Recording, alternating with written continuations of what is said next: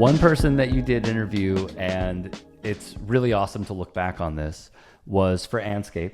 You interviewed Kobe Bryant in February 2018. And he said, you asked, when you look across the landscape of the black athletes today, whose leadership impresses you the most? Here was his answer. I think what Colin Kaepernick stood for is the epitome of doing what he believes is right. Now, things have been taken out of context and misconstrued, and they tried to blend it this way and that way and missing the point of what it is, the message that he was getting across. And I think having the bravery to be able to do that is something we should all stand for. It's very hard as a black athlete to just simply sit here and say, you know what, we're comfortable, we made it, we have it made, it's okay. We don't need to jump into this thing. It's too much controversy, we don't need it. Is that the right thing to do? No, it's not. I think when Colin initiated what he did, it brought a sense of urgency, a call to action, and immediacy that wasn't there before. It brought it to a national level, something that cannot be ignored anymore. And I think it gave a sense of urgency, and we need to do something, and we need to do something now. As you hear this quote once more, and you reflect, first off, how was the interview, and what goes through your mind? The interview was phenomenal, and Kobe and I, we probably developed a relationship. I think I want to say maybe 2014, 2015, somewhere in there. And I had interviewed him in like among a scrum of reporters before then. Uh, I believe at the Western Conference Finals. That might have been the last time before I had some interviews with him when I was at ESPN. But at any rate, he was somebody who really had a strong sense of who he was and what he stood for, and yet had the remarkable ability to keep his mind open, like rooted in principles and values that matter. Also, somebody who was willing to listen, and also somebody who was willing to consider different viewpoints. And I have no doubt that when Colin decided to take his knee, I think Kobe would have absolutely done something um, to support his demonstration for sure. That interview, I remember. So when, Kobe and I, the first time we did like a long sit down interview was during BT uh, Awards weekend, and the weekend, other than the award show, is like a big. They've turned it into kind of like a development weekend and a like a 3 day thing. So they have different exhibits, a sneaker exhibit. They have different panels with actors, entertainers, musicians, that kind of thing. And so they had this series called Genius Talks where they would have someone like myself, journalist, newsmaker of some kind, sit down with somebody who also was a big newsmaker and just learn about who they were, how they got to be so successful, and just it was supposed to be like kind of an intimate conversation. And Kobe and I did one of these for BT. And I remember when we were, kind of headed to the main stage where we were supposed to be. And I said to him that I joked with him. I said, I think you're probably going to be one of those guys that's going to be really unhappy in retirement because you're not going to be able to find something that's going to excite you as much as basketball does. And he was like, nah, I won't be that way at all. He said, I know what I want to do. And I was like, what do you want to do? And he told me that he wanted to tell stories. And I was like, okay. And he's like, I really am into animation. Like Mm. I really, and then he started asking me these different movies. He was like, you seen Finding Nemo? I was like, no. And he was so disgusted with me that I'd never seen Finding Nemo, or was it Inside Out? It was something else. And that I had never seen. And he was just utterly disgusted with me at this moment. Right. And so I was like, I'm not a big animation Mm. thing. I'm thinking that mostly for kids. And he's like, no, the storytelling in animation is just like really remarkable. And you can tell like he really had a passion for it. But nevertheless, I'm thinking like this is one of the most hyper competitive athletes we've ever seen across any sport. There is no way this man's gonna leave the game and just be okay with just kind of living a regular civilian life.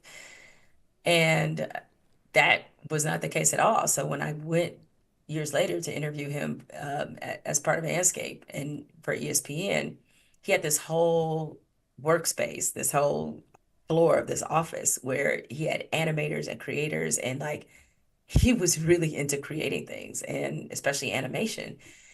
And as we all saw later, sure enough, he won an Oscar Yep. for that very thing, for telling a story Dear about his basketball, love right? of for Dear Basketball, for his love affair with basketball, which was I don't know if animated is the right word, but it was an incredible piece of art, basically. And I was like, that's what I get for doubting Kobe. Like, not only was he happy, only him could leave basketball, and within a couple years, he would win an Oscar. I mean, I think I think a lot of people have speculated this, and I think it's definitely fair. It's a fair speculation. It feels like he was on his way to becoming a women's basketball coach. Like he was already Mm. coaching his daughter, and but I could have easily seen a trajectory where he winds up being a WNBA coach. Like that would have been really special to see. Like if that, because he went to more women's games than he did NBA games. So Hmm. I would have loved to see Kobe in that in that space, especially given where like the league is now. Like, oh my God, like it him for him to be a part of all of this would have been really special. Yeah, amen to that. There's a few more that I have for you. And just going further on the Colin Kaepernick angle. When the Jay-Z NFL partnership formed in August of 2019, how did it make you feel? Disappointed. Uh Disappointed because I thought the partnership was a strange one. And I mean, I get the point of the partnership. The point of the partnership, though I don't think that's how they framed it in that moment. The point of the partnership was somehow to create a some kind of synergy between entertainment and social justice in a way that the NFL would be able to contribute on a large scale to social justice causes and really set themselves up as being some kind of change leader. The problem with that is that none of that included Colin Kaepernick, which is the person who got you to even thinking about any kind of social justice. The other component of it is that I just really didn't see how those things were even remotely connected. And it just seemed very much, and the NFL did kind of lay this out, because when you read the transcripts of the conversations that took place between the owners and the players as they were trying to negotiate their way out of, can we get them to stop kneeling? I believe it was the Buffalo Bills owner, Terry Pagula, who said that they needed a figurehead, a black figurehead that would help them in terms of polishing their image and also connecting them with the black community. So they were looking for somebody like Jay-Z that Hmm. would tell all the other black people, hey, this is okay now. We can mess with the NFL again. I'm here. I'll make sure that everything is smooth and that, we're respected and all that sort of things. They were literally looking for that. They said it in that meeting. That's what they wanted, and that's what they got. And I thought he let him off the hook. Plain and simple. That Super Bowl halftime show was on life support. Like nobody wanted to do it. Nobody wanted to touch it. It was irrelevant. It was not considered cool. And they were having some problems. And he fixed that for them and gave them access again to the biggest black entertainers in the world, the biggest entertainers, period, in the world, who, happen to be black. And when we look back in retrospect about what that deal was and what it accomplished is making sure the artists that were connected to him were able to get a incredible platform, hundreds of millions of people, and streams, and like all for all the financial reasons that you want an artist to do the Super Bowl halftime show. That was very much accomplished. But the social justice part, no, that Hmm. wasn't. And the thing is that the NFL got what they wanted on both ends. They Yep. got access to black entertainment. They got guilt-free access to black entertainment. Let me be clear about that. And they also got the players to stop kneeling. So they got what they wanted. I would also say that Jay-Z won as well. The NFL owners Oh won. yeah, he won. He definitely Jay-Z, won. I mean, massive win for him, of yeah, it course. was a very massive personal win for him. But again, Yep. not how they sold it when they got the partnership. It's not how he sold it. He made it seem like this was going to be something that everybody, the community itself, And I thought he wasted his cultural capital on a entity that did not deserve it. So, in what really just struck me were two moments. There were many, don't get me wrong, but there were two moments in that meeting with Roger Goodell, Jay Z, handful of media, and Roc Nation people who work for Jay Z. And it was the quote, "We moved past kneeling." That was bad. That was really, really bad. And the second part was, "This isn't about Colin getting a job." As you Yeah. said, you can't even be at that table without mentioning Colin Kaepernick's name. So it really just felt like a divide between, well, because of the groundwork that he laid, and let's be very clear, the career that, although it should not be this way, he gave up. That's the reason that you were in that chair. And then what also kind of, it kind of bugged me because I didn't just buy it being objective and I guess skeptical, was when Stephen A. Smith went on All the Smoke and he said behind the scenes Jay-Z is fighting for Colin Kaepernick. But nothing happened.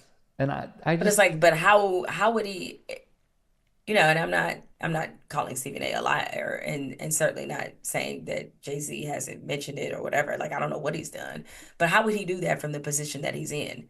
I mean, anybody who knows how the NFL works knows none either that's not true or that if it is, then somebody's doing some really heavy gaslighting because the owners, it's like they're their own individual countries. They don't listen to Jay-Z. They have no reason to listen to Jay-Z. I mean, he may have some personal relationships with them, but like he's not gonna be able to tell Jerry Jones or any NFL owner, hey, I need you to give Colin Kaepernick a try. So after they stop laughing, okay, because why would they do that? There's no the NFL doesn't even operate that way.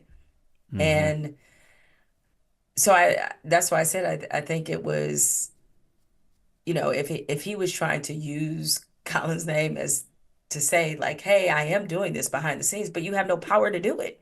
You're not an owner. You don't own anything in this league. You have no, you're doing listen, you are the one, and this is again, like this is not to, I know that Jay-Z has done a lot of things in the community. And um but you can't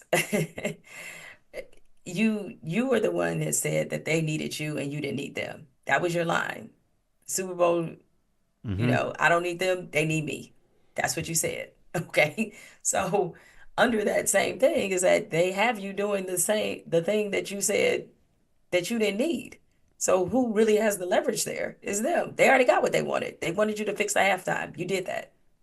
He did. They have no incentive to give you anything else besides what is related to that halftime show. So I don't even know how that works. Yes. So it was just very bizarre that frankly both, I mean, I can't really say Jay-Z because he didn't really speak about this publicly. That was Stephen A. sort of speaking for him. But this idea that behind the scenes these two are so powerful within the circles of the NFL, which we know what that power structure looked like, that they can convince an NFL owner to give Colin Kaepernick a shot? I don't think so.